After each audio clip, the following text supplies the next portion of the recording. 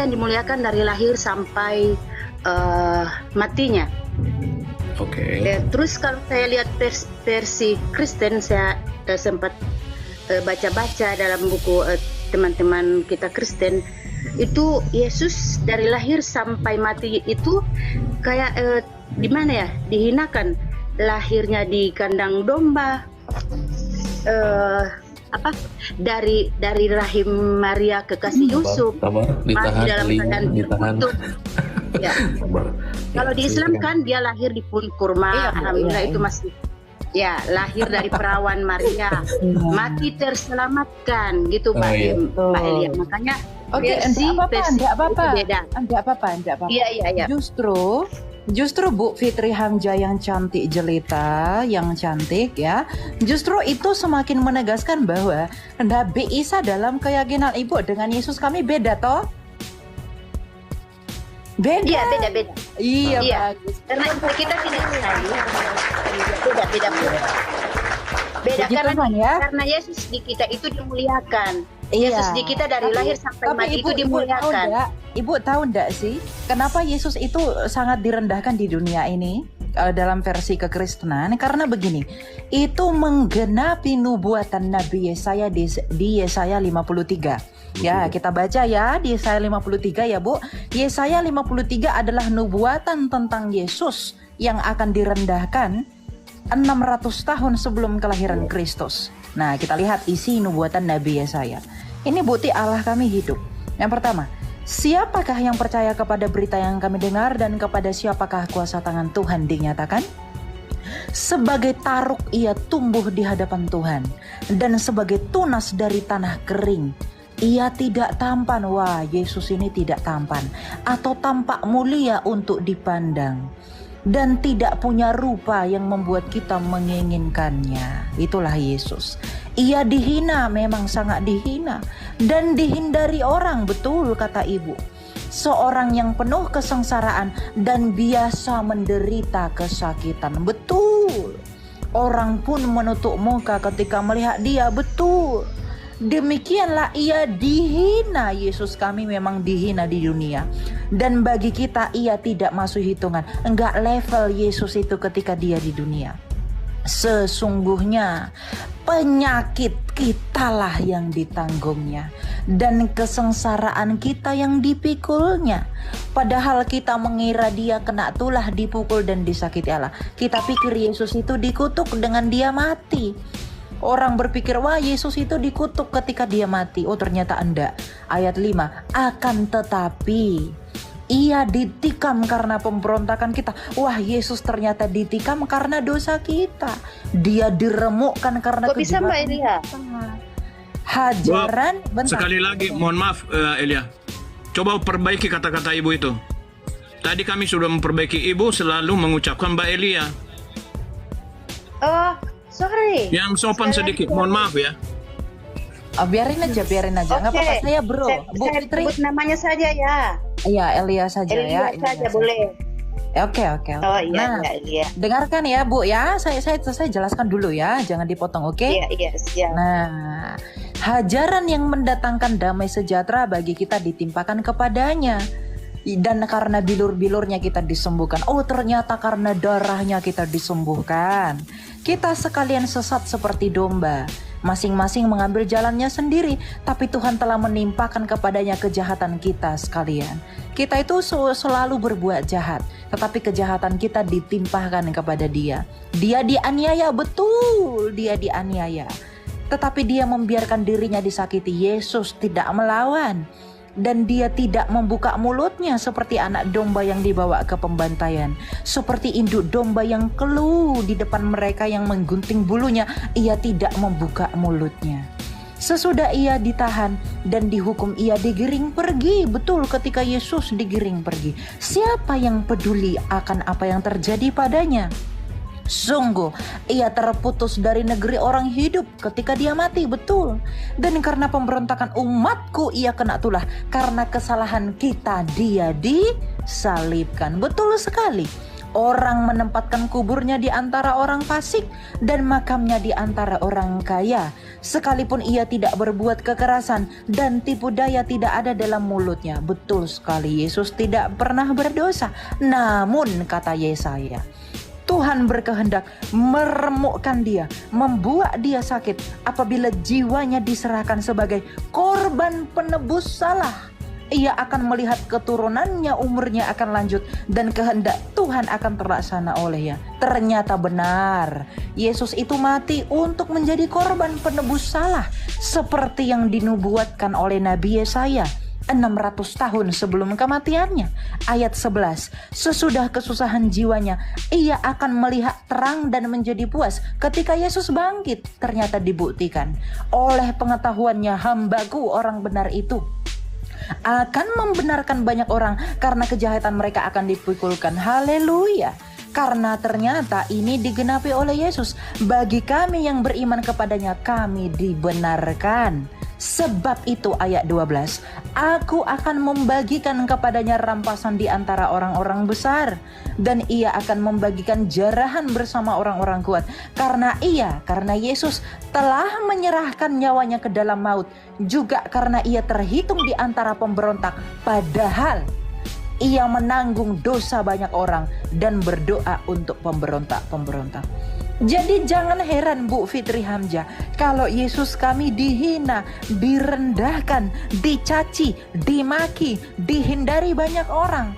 Karena hal itu terjadi agar supaya sempurna nubuatan Allah kami yang hidup di Yesaya 53, bahwa ia memang harus mengalami hal yang demikian. Tapi semata-mata itu harus terjadi untuk apa? Keselamatan kami dan kita manusia.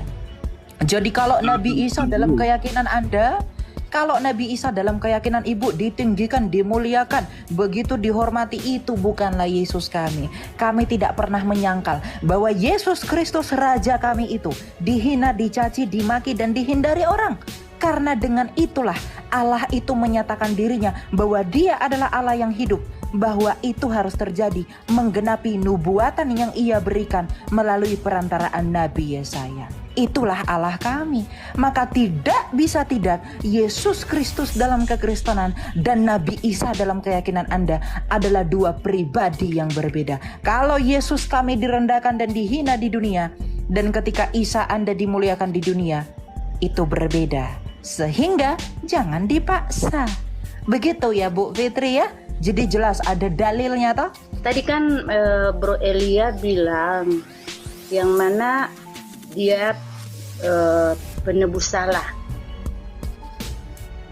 Kalau kita baca di Roma 14 ya, demikianlah setiap orang di antara kita akan memberi pertanggungjawaban tentang dirinya sendiri kepada Allah. Kalau kita sinkronkan dengan dia sebagai penebus salah, itu kontradiksi sama ayat Roma ini. Nah, penebus salah itu maksud Ibu apa? Silakan dijelasin dulu itu teman-teman. Iya, Bro bilang tadi yang mana Yesus itu penebus kesalahan umat, seluruh umat. Betul. Penebus kesalahan. Bagaimana dengan Roma? Kita mempertanggungjawabkan perbuatan kita sendiri kepada Allah. Mempertanggungjawabkan sendiri. Roma 14:12. Betul. Itu betul, Bu. Tapi maksudnya bukan seperti itu. Yang Yesus lakukan itu adalah menebus kita dari kesalahan dosa asal. Karena semua orang itu punya natur dosa, maka natur dosa itu tuh menyebabkan kita harus dihukum dalam maut. Nah, yang dilakukan Yesus itu adalah mengambil orang yang percaya kepadanya dari kutuk dosa, yaitu kematian. Tapi tetap dosa setiap orang harus dipertanggungjawabkan secara pribadi. Jadi bukan dosa manusia yang diambil Yesus.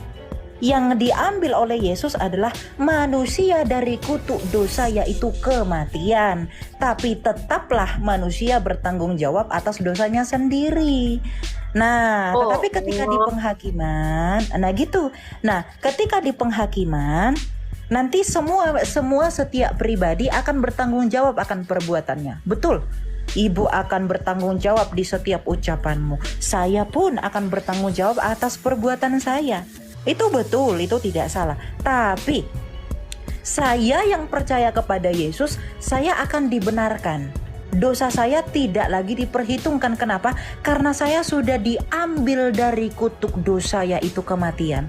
Maka kematian tidak lagi berkuasa atas saya.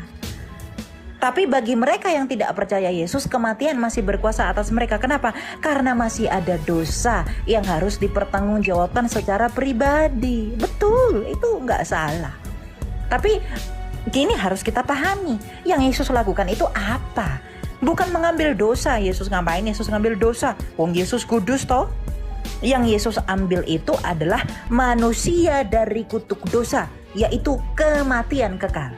Sehingga yang percaya kepadanya itu tidak mati kekal. Tapi dosanya tetap ditanggung jawabnya, tetap bertanggung jawab.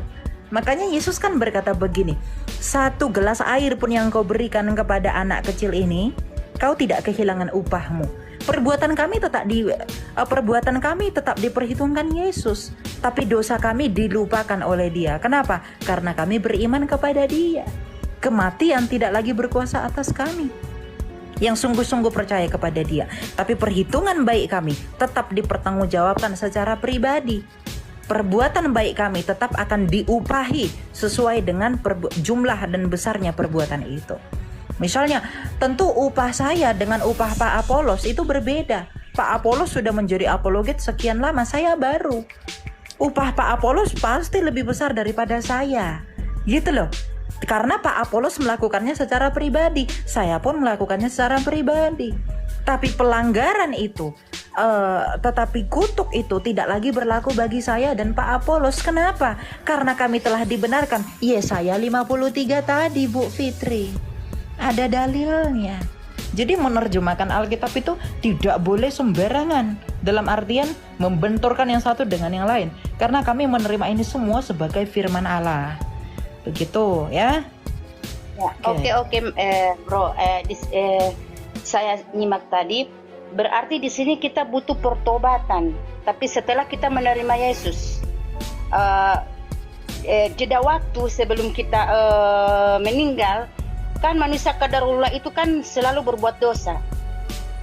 Nah, jelas di sini butuh pertobatan. Kita harus bertobat.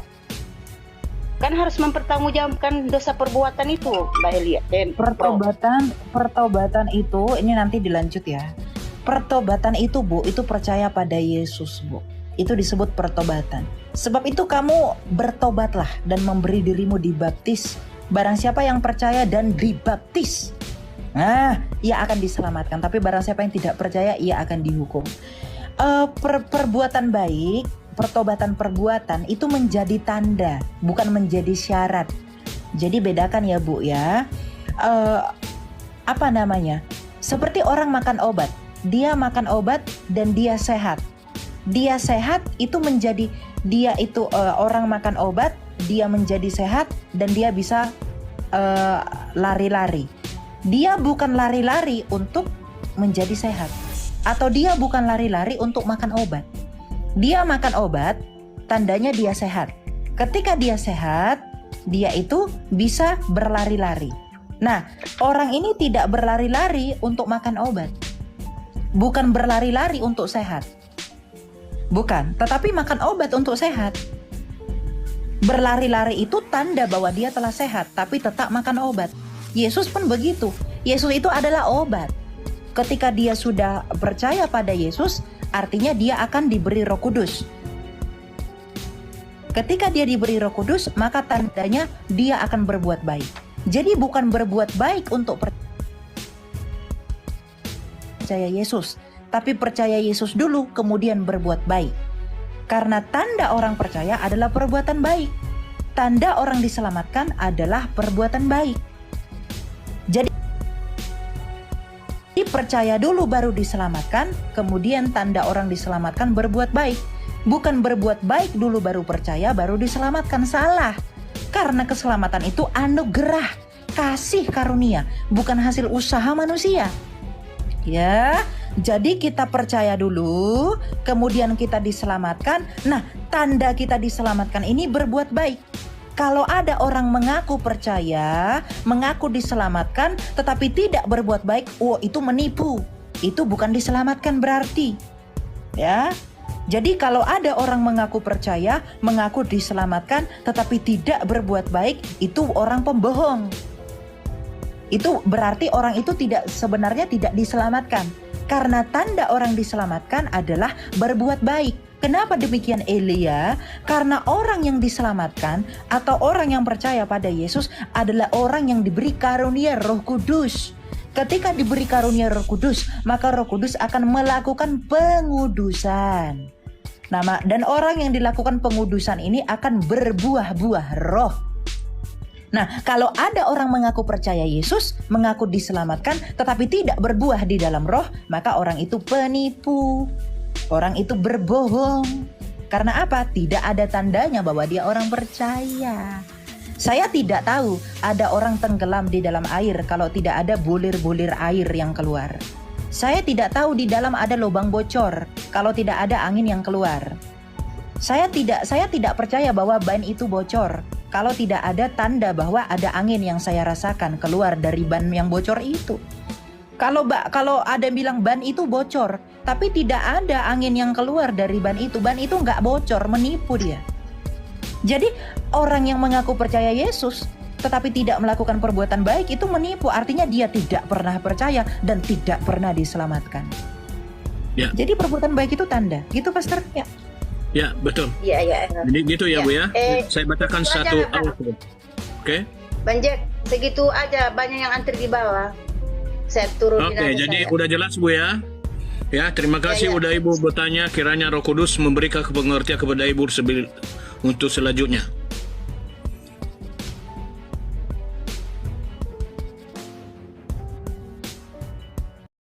Ya, teman-teman sekalian, kita sudah bersama-sama mendengarkan diskusi Elia Miron bersama dengan beberapa orang yang memberikan pertanyaan mereka seputar Yesus Kristus dan Isa gitu ya. Lalu kemudian juga pembahasan mengenai pribadi Yesus Kristus yang unik, yang sama sekali berbeda dengan tokoh-tokoh yang mirip-mirip di kitab sucinya orang lain.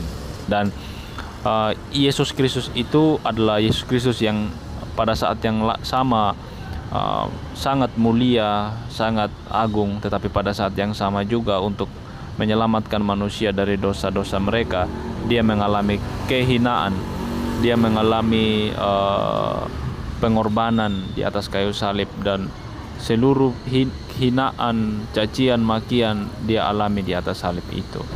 Dan itulah keunikan daripada Yesus Kristus dengan tokoh-tokoh yang mungkin disamakan atau dimiripkan dalam kitab sucinya orang lain. Jadi keunikan Yesus Kristus itu perlu kita pertahankan, perlu kita terus ucapkan, katakan dimanapun kita berada, di tengah-tengah upaya daripada orang lain untuk menyamakan tokoh dari yang berbeda dengan Yesus Kristus. Oke teman-teman, biarlah kiranya diskusi dan pandangan ini boleh menjadi sebuah perenungan dan pengetahuan baru bagi kita, dan semoga iman kita pun juga semakin bertumbuh dengan adanya diskusi ini. Terima kasih. Kita akan membaca bersama-sama satu firman Tuhan. Biarlah kiranya firman Tuhan ini menjadi rema dan pedoman dalam hidup kita. Tuhan berkati kita semua. Shalom.